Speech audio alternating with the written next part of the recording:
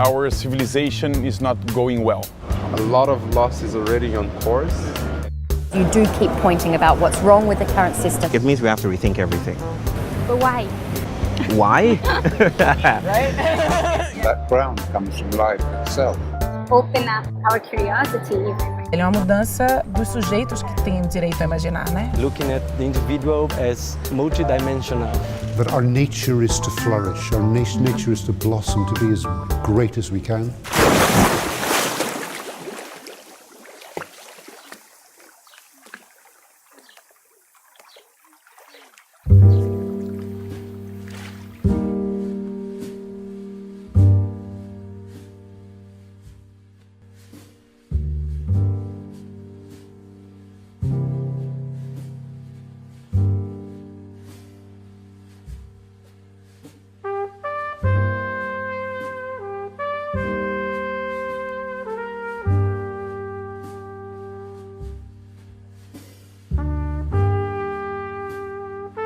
My name is Marz Saffore, and I organize with the movement called Decolonize This Place, primarily based out of New York City, but also working globally and internationally, specifically in Palestine, in Puerto Rico, and other places like that.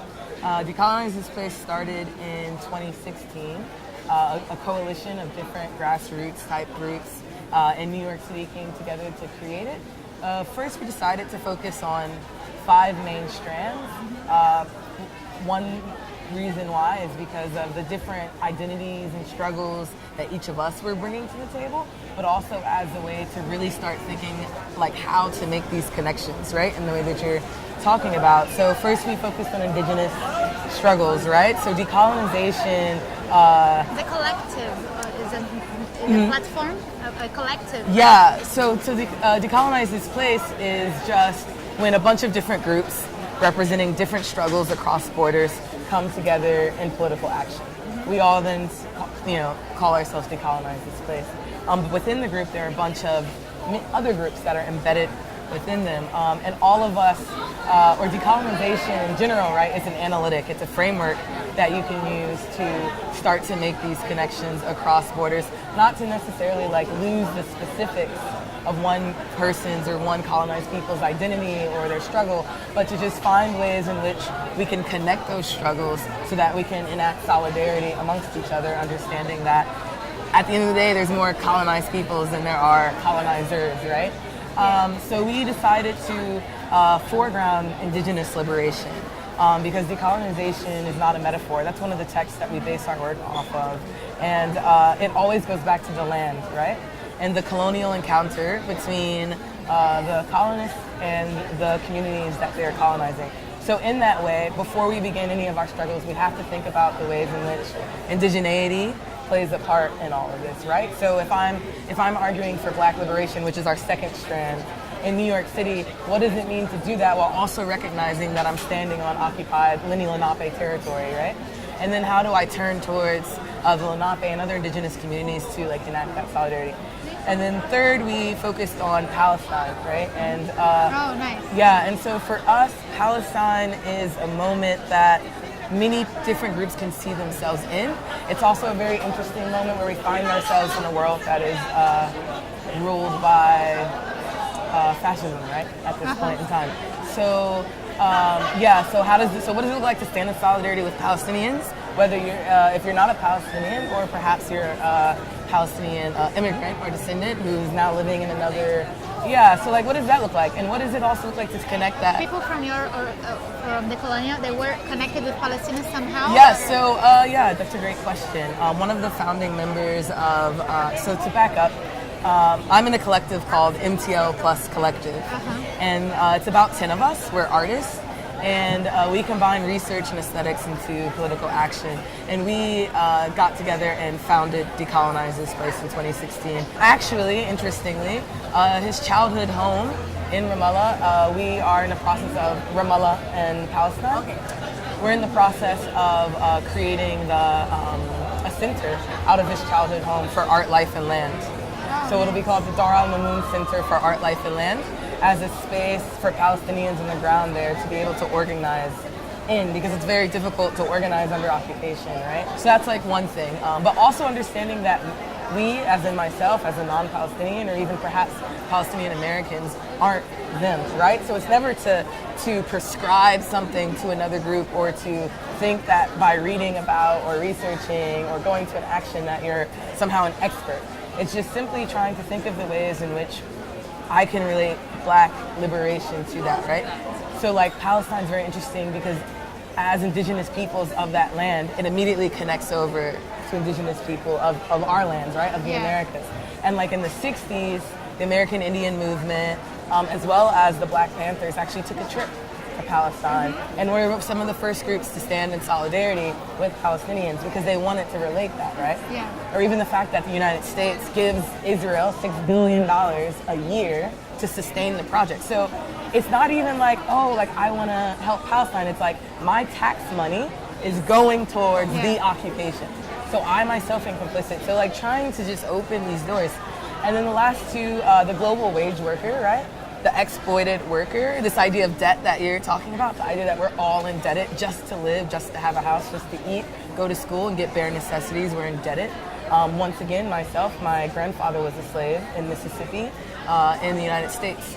So like this idea of exploited worker, like how can I connect my struggle or my family's struggle to like exploited migrant workers that are, you know, from South Asia that are currently in Abu Dhabi building. And how to move this forward, not paralyze it. Yeah, That's exactly.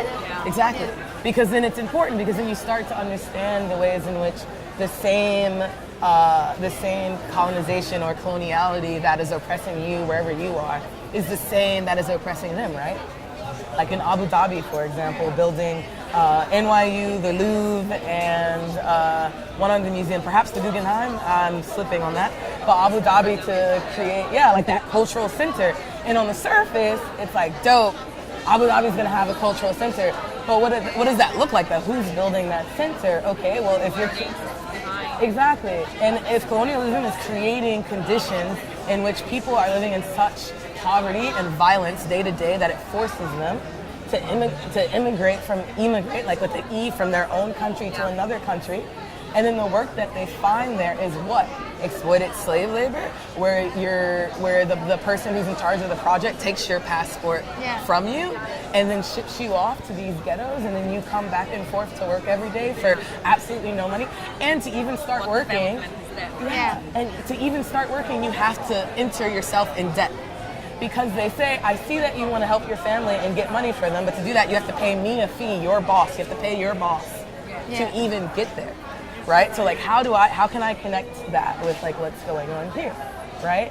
And then lastly, gentrification, which honestly sums up all of this.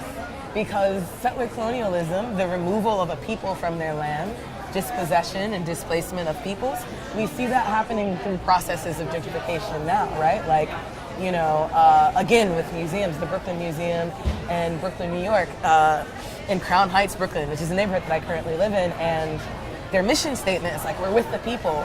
And the art exhibits that they show, a lot of them even show resistance of Black and Latina communities, specifically women. So on the surface, you're like, okay. But then you dig a little bit deeper and you're like, Brooklyn Museum, why did you host a 2016 Brooklyn Real Estate Summit? So it's like international developers from around the world come to the museum to then, as if they're playing a board game, to move things around, right? Oh, I'm gonna buy this building, I'm gonna buy this building, displacing and dispossessing in that community, specifically Black people, specifically Caribbean Americans. So another aspect of Decolonize This Place is how can we use cultural institutions as a platform to talk about larger struggles? And that's like for a lot of reasons. I mean, every day we're out in our different neighborhoods fighting these struggles, right? Whether it's New York City is closing Rikers Island, which is a jail that is notorious for violence and just inhumane practices. They're closing that, and they're opening 4 new jails in each borough. They're opening these jails, right? How do you connect that? And when you're fighting against that in the streets, as a person of color, you're and someone who's living in poverty, you're prone to police brutality, arrest. The news isn't going to cover it. No one cares about you. But what we've realized is that in this really messed up way, that people will always care about art and museums. Cool, let's take that rally and put it in this museum, and suddenly You have, you know, dozens of news people who are like, oh, let's cover this and let's understand that. So then it's like, you know, we're past the year mark of Hurricane Maria in Puerto Rico. More people died in Hurricane Maria than died in 9/11. Oh my right? God. But no one, who is making that plain and simple, right? Like we are taught to like 9/11, right? About language, that's so important that we really discuss in our channel, like how it's important to create a language, and this is creating the language of the fear. But then you're like, wait, but if more people died in Puerto Rico, and we understand that the tragedy of Puerto Rico is due to colonialism, that had it not been colonized, there would have been an infrastructure in place, right? Also, Puerto Ricans don't even own their own ports. They don't even own their own water. So they can't even build infrastructure if they had the resources to do so. Like they are U.S. citizens that the U.S. refuses to take accountability for. So Hurricane Maria, yes, it would have been devastating, but it could have been so less devastating had they not been under these colonial conditions. But no one's talking about it because then that implicates the U.S. government as the issue, and that is what is apparently separating Americans.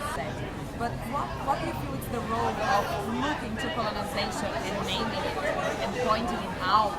And we're going to deal with a lot of pain, with a lot of grief, and I mean, it's not the good side of the story of change. And yeah, how do you feel that importance when we're talking about shaking worldviews? That I think something we all agree here in a broader sense, not always in this conversation. We're like, we're not coming from the right perspective. This is not working. Our perspectives are not good. We need to shift that.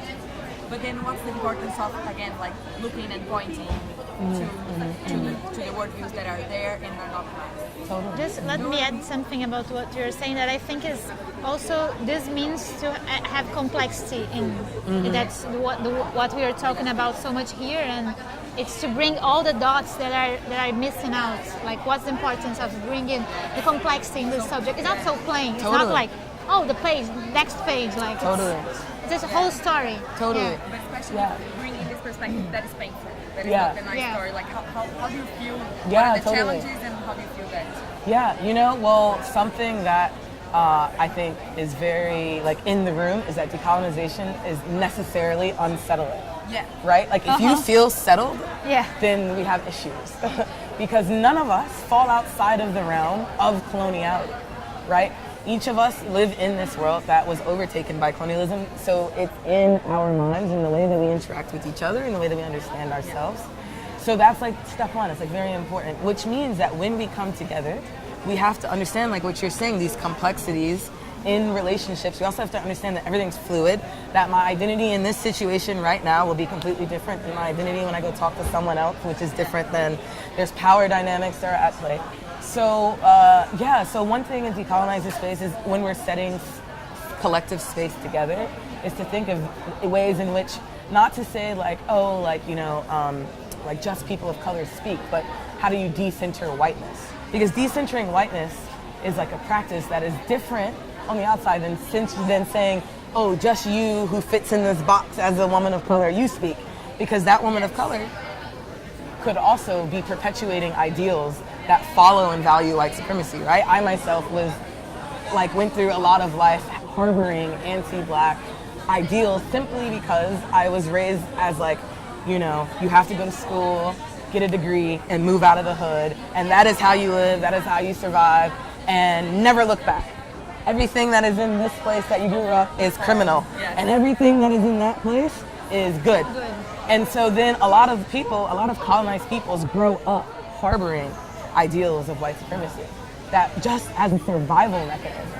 And so how do we unpack that within ourselves so that we're not perpetuating it in these spaces, right? Or patriarchal ideals, right? If we understand that colonialism brought patriarchy, right? Because indigenous people, a lot of them were matriarchy, or they didn't have this idea.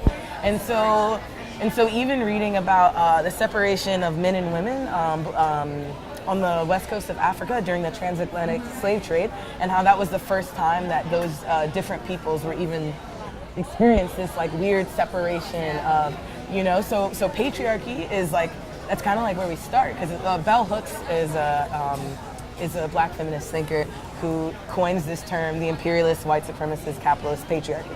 And it's a mouthful, but she gives no fucks. She's like, I'm gonna say that every time I say it. And these three things, imperialism, white supremacy, and capitalist, they're the adjectives that describe the noun, which is the patriarchy. Yeah. Because for her, the patriarchy is the root of like what comes over, right? These men getting on a boat, coming to a new land to essentially rape it, right? Rape and exploit it. In every way. Yeah, so then like, yes, so The white then, man coming. yeah, so something I've been thinking about in my own like individual work a lot then is how patriarchy like runs rampant in Black communities, right?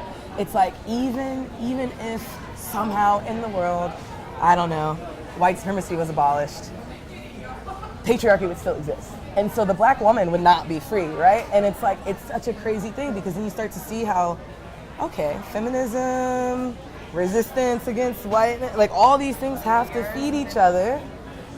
So then how do we interact with each other? How do you decenter maleness in a space, or ideals that are perpetuated by maleness, such as the way in which one carries themselves in a space, not emotional but rational, not quiet but loud, right? Just little ideals that slip into the way that we interact with each other, or who's talking over other people.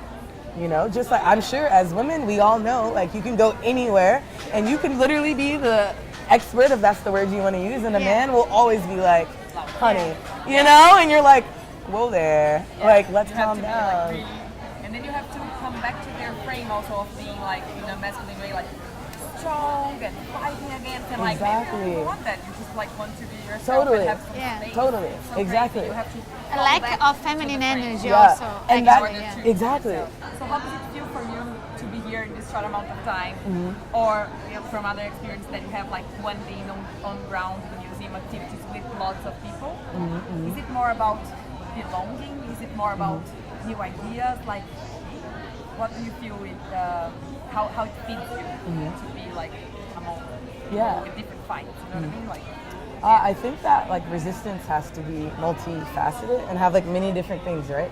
So the protest or the rally or the action or whatever word you want to use to talk about like the gathering, the conference is like definitely important, because as we see there's like a lot of energy that comes in that then like, and that energy is used to like spark those initial connections. But we also have to be careful not to only like rely on these moments of like moments of resistance, right? Like in New York, what we're seeing a lot of right now after the election of Trump is you have a new population of people, specifically white Americans, that want to get active because they now can start to like piece together these things, right? And it's interesting because it was only after the election that they were like, wow, things are really messed up, let's work. And then like poor people of color were like, welcome, right? Like we've been in this struggle forever, you know? So then how do we work together? And in a crisis, right? In a crisis situation. And unfortunately that work can't just exist at the protests, right? So then you have to think, well, how do we build outside of this area? Like what does organizing really then look like? And I think something that's important is that you organize where you are. So this idea of like constantly going out into the street to go against police and to do this and the other, perhaps that's not for everybody, and perhaps that's not even sustainable as the sole practice towards resistance. But as an artist, how can I organize in art galleries and museums and institutions, or perhaps an anthropologist? How do they decolonize anthropology? And there's a lot there, you know, because we understand that coloniality seeps into every aspect of life. Coloniality is in education system, it's in healthcare, it's in the disparity, the economic disparities, it's everywhere. And it's crazy when you see a political campaign being run, they want to like highlight maybe 3 areas and like, oh, if we can decolonize education, then we'll be set. Or if we can fix the healthcare system, we'll be set. When in reality, you have to, everything has to kind of work in tangent. In tandem with each other. Christina Sharp is an amazing Black feminist worker working around like archives and like transatlantic slave archives in particular. She calls it wake work, which is like literally just being in the wake of colonialism, just sitting in it. And capitalism demands quick answers, like, right? It's like, oh, we could buy this, it could solve this. I could give you money for this, it could solve that. But we understand that these things are not quick. These are shifts of like thinking that are going to take a long time to undo. So then, like, how does the artist link with the businessman, links with the scientist, links with the student? You know, how do we create some sort of commons so that we do that? And also, to your point earlier on the idea of a lot of what Decolonize This Place does is very heavy because we don't shy away from the painful or the guilty. Like, if you're feeling guilty, that's your work. If you're feeling guilty, then right? Yes, right. Or, you know, or if you're sitting in pain, then how do we start to unpack that? Not repress, but unpack. Yeah. Unlearn so that we can relearn. Yeah. I think that's like a really important thing. But also, how do you sustain these relationships so that every time I see you, I'm not crying? Yeah. Or every time I see you, I'm not depressed as hell? One way, you know, we host a lot of parties, like, to be quite honest. And like, of course, because these struggles we're talking about then comes out through poetry, it comes out in Rituals, songs, right? you know, rituals, performances. But consciously dealing with this kind of Exactly, celebration because- as ways to deal and unpack and actually be together. Exactly, so that then I can just lay it all out on the stage, so then I have the energy and the love in the room so that we can go and collectively act, because if that's not there, because capitalism and society, right, it individualizes us. It's like, I'm in debt, so I guess I have to go work an exploitative job so that I can feed myself and my family. I then go home and I have a few hours just to spend with my children or my wife or my husband, and then I have to go to sleep because guess what? I got to do it again tomorrow. And that is like what debt does, but it's like, okay, how do we make it so the few hours we're not at work, we're somehow together, reconnecting with our ancestral communal rituals, right? And so that's another like very important process of resistance. And like, lastly, I'll say, like, back to your point of time, it's interesting. Grace Lee Boggs presents this question of what time is it on the clock of the world? And it's a very interesting question because we, like, Western modernity teaches us this like linear, like, progression, right? Whatever happened in the past is in the past. We have nothing to do with that. And actually the present, we're not even really here because guess what? The future's coming. And that's like, like that's what progressive narratives tell us. But it's interesting because we don't see that time operating in the same way in colonized communities, right? Like just this idea of the legacy of slavery. It's like, how can that be a legacy if it's real and in my body and I feel that and I am dispossessed and displaced and in debt and like there's no legacy. It is very present. But also you can get so depressed in your current moment. Like there are times where I'm just like, you know, like when my father actually didn't even tell me that his father was a slave. My aunt actually, I just found out in 2017. I'm 25 years old. Oh, last year. And it's like, you know, it took my aunt to coming to Virginia. I'm from Virginia. And she's like, you know, and she's the keeper of my paternal family's archives. So she travels the country trying to piece together our history because if you're a descendant of slaves, it's not easy to do this, right? I literally had a white professor told me once, oh, just go to ancestry.com and you'll be able to trace. I'm like, sweetie, that's not for me. That is for you. And she let me know of these roots and it was just like, wow. And then I put her telling me these roots next to my parents telling me, go to school, get a job, make money, make it out and I'm like, it's two sides of the same coin. One person's like, listen, we got to sit in the pain, and another person's like, we have to get with the times, you know, survive. But really, both of them are mechanisms of survival that I've come to appreciate in older generations of people who identify as Black, right? And like, making those connections are so important as well because in the moment you can be so depressed, but you have to find a way to look towards the future. And we know perhaps that maybe white supremacy will never be abolished, or maybe patriarchy will never be dismantled. But somehow, I still have to find hope to want to live tomorrow. And in that, it creates this cycle of like, I have to find hope, so I'm gonna build something worth building, even though it's in the present and I'm depressed, but I have to find hope. And it's just this idea, and really it's nothing but the ongoing of our ancestors' dreams and wishes and thoughts, right, being carried out through us. So I feel like time operates different for the colonial subject than it does for other people, right? So what time is it on the clock of the world? Perhaps it's time to enter some sort of decolonial time zone, right? So that we can just like bypass we are already entering somehow. Yeah, some sort of something like that to break, to create a rupture. In spots. Yeah. Yeah. It doesn't come like colonization. It comes in spots. Exactly. It sparks exactly. somehow. Like if colonization is linear, then decolonization must be non-linear. It's not. Yeah. It must be, right? We Yes. must find ways to connect our histories across borders in non-linear ways. That's why, honestly, in academia, a lot in the institutional places, they can critique decolonization so much because it doesn't follow the academy's rules of linearity and progression and ways of making knowledge, because knowledge is inherently an act of power. Right? Yeah. So, you know, and like I'm in my first year in this PhD program right now, and this is literally my life. Every day I sit in the classroom and I'm just that person who's just like, nope. Like to every reading, yeah. And they're like, but what can we take from the reading to use? I'm like, none of it. None of it. You can't take any of it. Plus, an indigenous person wrote this same article 50 years ago. So maybe if you want to talk about it, we can go to them. You know what I mean? Yeah. And then I'm seen as this like hostile person, but I'm like, no, you don't It's even. just so much that Yeah, you know, because if you start with complete. Yes, because if you start with colonization, and we understand that the lineage of academia is nothing but the constant rebuilding of colonization. Oh, I see your problem. How can I fix it? Oh, that was problematic. How can I fix it? Then guess what?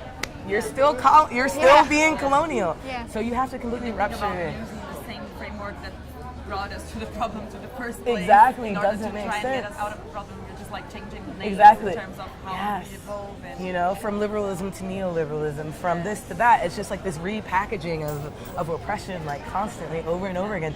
So of course then decoloniality suggests a completely different framework, right? the most radical Yeah. in terms of being on the root of the thought. Totally, and it has to go back to the colonial encounter. It has to go back to the occupation of lands. Period. And if you don't go back that far, you'll always miss the point. Even if somehow the black woman was free, but if that didn't happen by taking into account indigeneity, then we're screwed, right? And like a concrete example of this is reparations. Right? Like the U.S. government in the 60s promising African Americans in the U.S. some sort of monetary reparations for slavery, which never happened, by the way. One way that black liberation movements structure reparations is that poor black people should be given land. Now, in like principle, it's like, yeah, you know, we are dispossessed and displaced, and we do deserve steady places to live. But on the other hand, decolonization tells us that that's not our land either.